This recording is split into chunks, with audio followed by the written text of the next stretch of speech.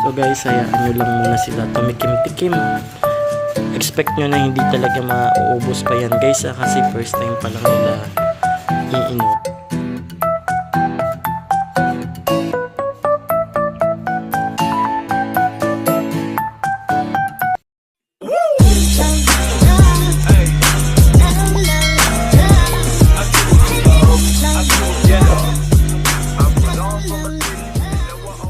Guys, so good evening. So kakauwi lang natin, galing tayong store.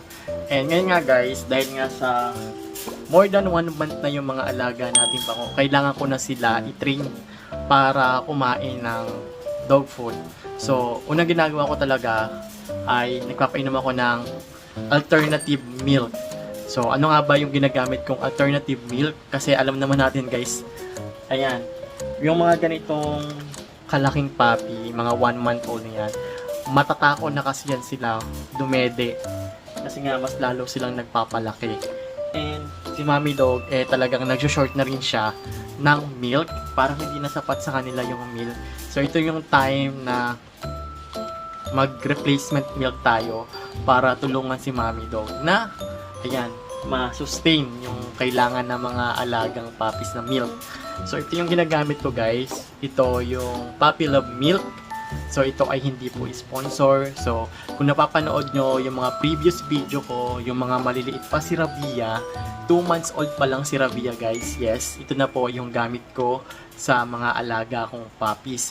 Kahit nung nanganak na si Rabia at nagkaanak na si Rabia, nagkaapo na si Rabia, ito pa rin talaga yung trusted ko na milk na pinapainom. Ay, kumukontra, nagugutom na ito yung pinapainom ko ever since. So, ngayon guys, marami na kasing mga milk na lumalabas. May mga goat milk.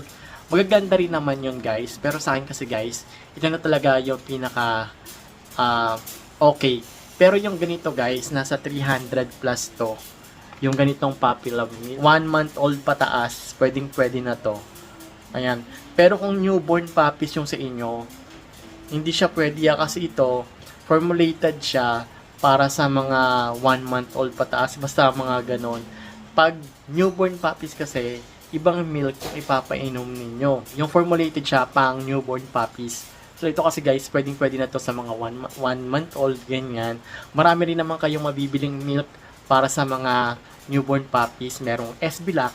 Yung S-Black guys, yun one of the best. Tapos day 1 milk. May mga goat's milk. Pero kung tatanungin nyo ako, kung newborn puppies, mas bet ko yung S-Black. Yun nga lang medyo pricey siya. Tapos kung wala naman kayong budget, meron din naman nagpapainom ng Nestogen. Ayan, na basta merong Nestogen. Pero make sure na hindi magdadayarya yung alaga nating aso. Kasi yung mga aso natin, kailangan lactose free yung ipapainom ninyo na milk para hindi sila magdiarrhea. Pero may iba rin naman na kinahihiyangan na yung Bear Brand, ganyan. So, I'm not against of them. Pero kasi yung budget nila, basta mabigyan lang nila. Pero kung ako, ito, subukan nyo itong Puppy Love milk. Sobrang ganda nito guys. At hindi po to sponsor. Sinishare ko lang sa inyo kung ano nga ba yung dati ko pa talagang ginagamit. At ang maganda nito guys, is kung kailangan nyo lang magtimpla, timpla nyo lang siya. So, may mga gatas din kasi na, mixture na. Meron ng liquid form ng milk na mabibili. Katulad ng Cosipet milk. Ayan, pag-usapan natin yung Cosipet milk. Maganda rin siya para sa mga puppies. Pero ang problema ko kasi sa Cosipet milk, parang, pag nilagyan mo siya sa rep, mamumuo-muo siya. So, kasi hindi mo naman mauubos isang salinan 1 liter kasi yung Cosipet milk. Nasa 150 yata yun. Kita mo yun, 150. Tapos, isang salinan mo lang, ilalagay mo sa rep, tapos pagbukas mo, buo-buo na, initin mo. So, ito kasi, yung powder kasi guys, tsaka nyo lang siya ititimpla pag kailangan nyo na. So, pwede siya ihalo sa dog food na pinalambot. Yun yung unang step na ginagawa ko. 2 to 3 scoop yung nilalagay ko. So, pakita ko sa inyo. Pero isasalin ko muna siya sa lalagyan. By the way guys, ang bili ko pala nito, nasa 300 plus. Ganito. May mabibili kayo sa Shopee, sa Lazada, sa mga pet shop. Depende na lang sa pagbibilhan nyo guys kung magkano. Pero yung mga ganito, around 300 pesos tong gatas na ganito para sa puppy. Medyo pricey talaga guys pag nag-alaga kayo ng mga na mga puppies. Pero ito kasi meron na siyang scooper. Ayan.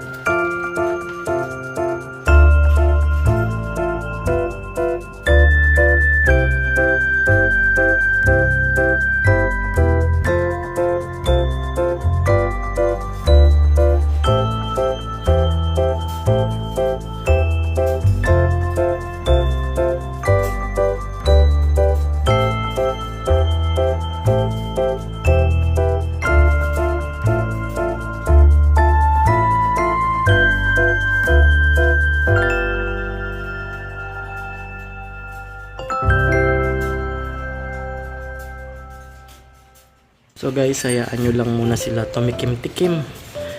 Expect nyo na hindi talaga mauubos pa yan guys, kasi first time pa lang nila iinom or first time pa lang nila matitikman yung milk. So okay lang yan kahit di maubos. Paubos nyo na lang sa Mami Rabia, kay Mami Rabia or sa parents. Kasi trial pa lang naman yan, so magugustuhan din naman yan, masasanay din sila.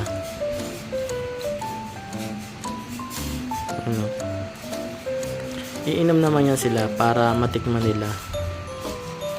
Mas maganda kung medyo mainit-init, medyo maligam-gam yung yung water. Tapos yung dog food, i-smash nyo na rin. Kasi to guys, with dog food na yan, para mapamilyar na sila sa lasa. Okay lang yan kahit babalik-balikan naman yan pag nagustuhan nila. At mukha namang gusto nila kasi umiinom sila. Si Mami Dog kasi guys, hindi na talaga enough yung milk. Kasi mo sa lalaking niya 1 month pa lang yan, ang tatako dumede. Tapos may mga ngipin na rin. Ito lang yung pinakamaliit natin na female. Tapos the rest yan, puro female. Isa lang yung male, ito yung brown. Then the rest, puro female na yan sila. Mga kapango.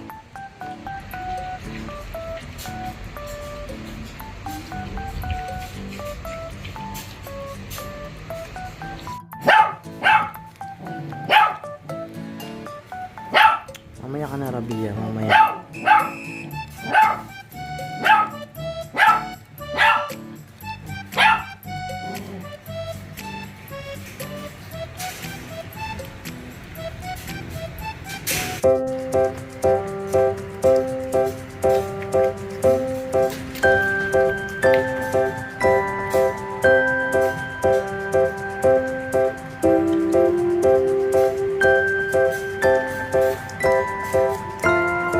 For today's video guys, so ito lang po talaga yung ginagamit ko sa mga puppies ko 1 month old pataas. And if you like this video guys, so don't forget to click thumbs up at please support my YouTube channel to make it grow. So please subscribe at huwag niyo po sanang kalimutan na i-hit ang notification bell icon on para ma-notify kayo sa mga susunod natin panibagong video na gagawin dito po sa aking YouTube channel. At sa mga gusto pong mag-join sa ating puppy giveaway soon, so ngayon manood lang po kayo sa live natin dito sa ating YouTube channel 4 ng alas 9 ng gabi. So maglilista po tayo doon, Sabado po yon. Doon po ako maglilista ng mga gustong mag-join sa ating puppy giveaway dito po sa ating YouTube channel. At please follow nyo na rin ako sa aking Facebook page na Chitsupaw Family, at meron din po tayong TikTok account na Chitsupaw Family. At kung meron po kayong question or suggestion, pwede po kayong mag-PM sa aking Facebook Messenger sa Chitsupaw Family. At yun lang po, maraming salamat. So join na kayo sa ating puppy giveaway. So isa yung papamigay natin na puppy na female po. So yun, maraming salamat at see you on my next vlog. Bye bye.